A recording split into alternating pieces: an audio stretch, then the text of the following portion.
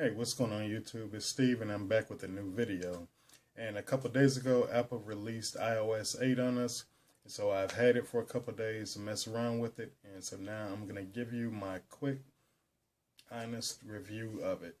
So let's get to it. So like I said in the intro, Apple released iOS 8 on the 17th and today is the 20th. So I've had about 3 days to mess around with it. And I know in the introduction I said I was going to do a review of it. Actually, I'm just going over the top features or the ones that I really feel are the best ones. I'm not going to go over every single feature of iOS 8 because that would be a really long video. But with that being said, let's go ahead and dig in. So the first feature that I really enjoyed finding out that was on iOS 8 is SwiftKey. And for those of you that don't know, SwiftKey is like a text prediction service. It's basically where your device learns the way you type and it begins to suggest words based on the way you normally type. So I'm in the email app here and I've typed the word good, and down here across the top of the keyboard you can see 3 different suggestions that it's made, and it's based on normal conversations, and then it also begins to learn the way you type, and as it does, then it offers suggestions to fill in for you. So the next new feature that I like about iOS 8 is swipe.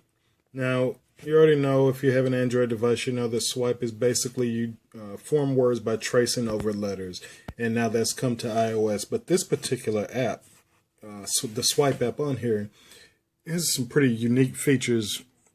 Well, here's the instructions telling you how to swipe or how to activate it, blah, blah, blah.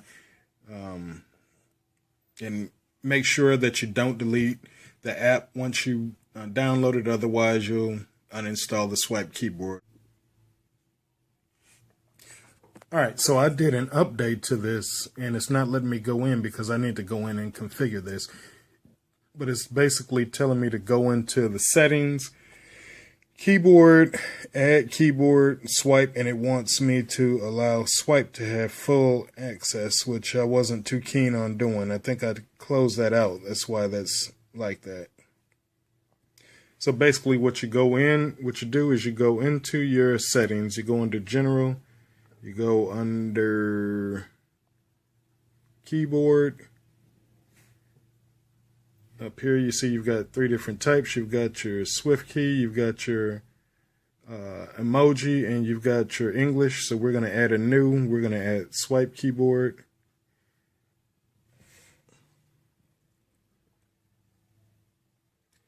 Alright, and then here it is. We're going to go under here and allowing it full access. Now here's a little disclaimer here. Allowing full access allows developers of this keyboard to transmit anything that you type, including things you have previously typed with this keyboard.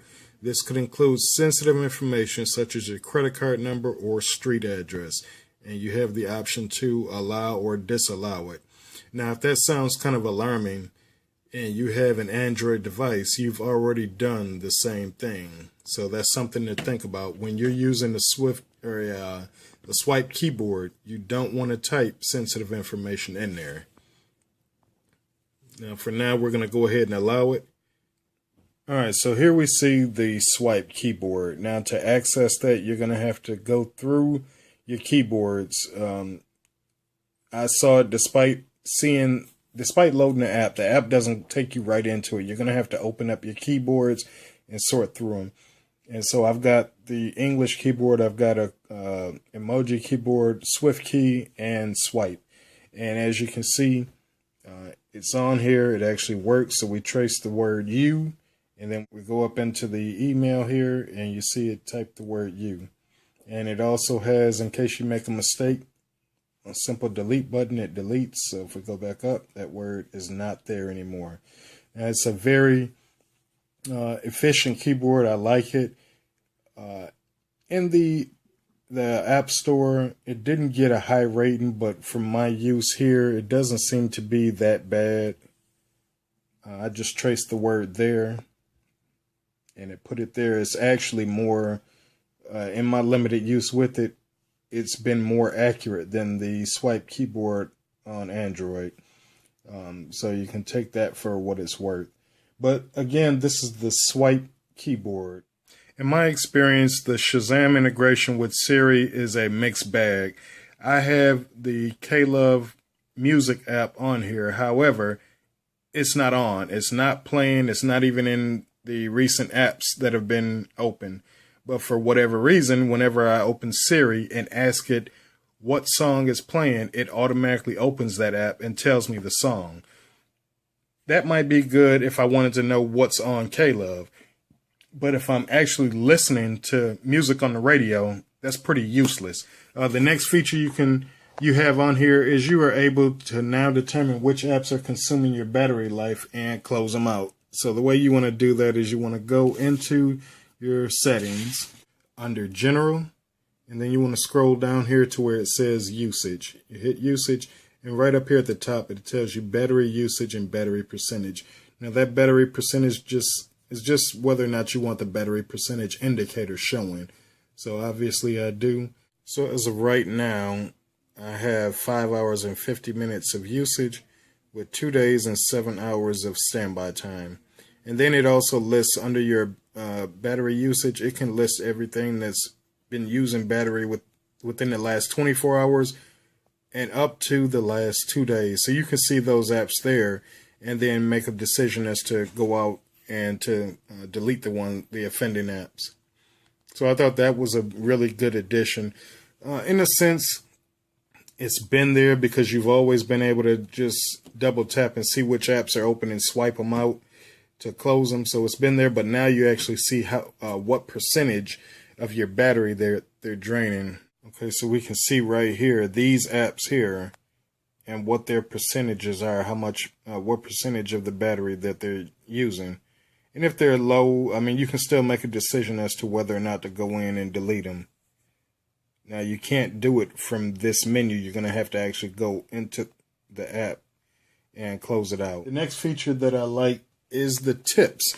Now, as you can see, as soon as you finish updating to iOS 8, you're going to get this little icon here with tips. And what it does is it offers you tips on different features of iOS 8. Like, for example, right here, it tells you how to take selfies on a timer. If that's your thing, then you can go ahead and do that. And it tells you it's tip 9 of 9. So if I want to go back, you can see here, it tells you how to share with your family, see when a message was sent, reach your favorite people, and so on. Now, right now, there's only 9 tips in here. That's not it. The first time you use it and you come to the end of it, it will tell you that there are more tips coming in the future. But I do think that that's a nice feature. It kind of resembles the tips and the help that you can get on like iMacs and MacBook Pros. There's a section where you can actually go under and learn the gestures, and it's like a text as well as video example of a person actually doing those gestures. Well, those tips on there is what this reminds me of, and I thought that was a really good add-on here. The next feature here is that you're supposed to be able to download apps within Siri. So we're going to check that out. Siri, download Angry Birds. Okay, searching for Angry Birds on the App Store. All right, and you see Siri automatically opened up the App Store. Now that is pretty good here. And it takes you right to the apps. Now the thing is, it didn't automatically start downloading. And I am kind of glad about that, because you do see some apps, you have a choice between your paid apps and your free. And if it's up to Siri, being Apple, it will probably end up downloading the paid ones. But it took you to the App Store. It didn't automatically start downloading. So I'm kind of glad of that. The next thing that we have on here is time-lapse photography within the camera app. So let's go in here and check it out. All right, so here is the camera app. The camera app actually got quite a few new additions to it. You see right over here, not only did it get time-lapse, but it got a whole new layout as well. So you can see a timer right here. You can see your switcher from front facing to rear facing right here. And then you go down, you've got time-lapse, video, photo, and then the square. So let's set this on time-lapse. Alright, so with the time-lapse photo, you see that that little timer is beginning to fill up. And we'll just move the phone back and forth across here so we can see what happens. Basically, with the time-lapse photo, what it does, it takes a bunch of photos and then it puts them together in a slower fashion so it looks as if it's in slow motion. So let's see what happens.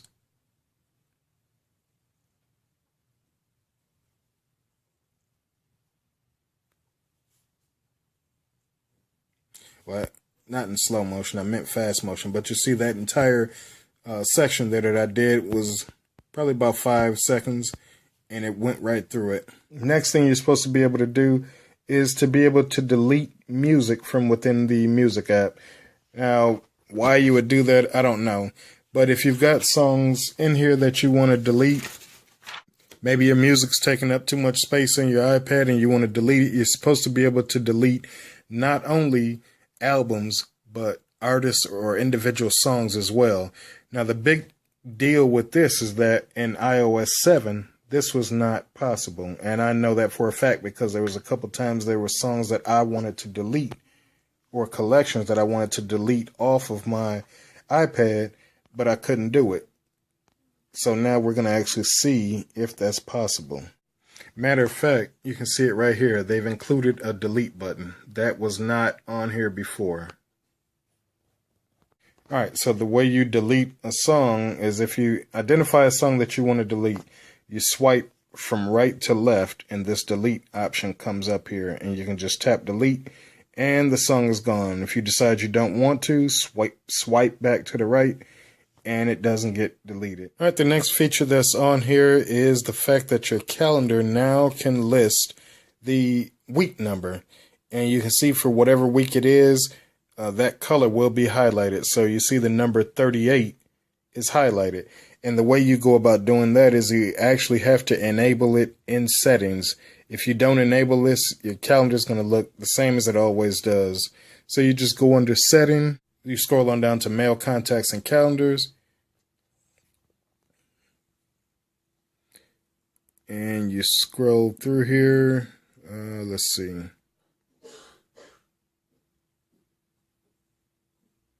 There you go, right there.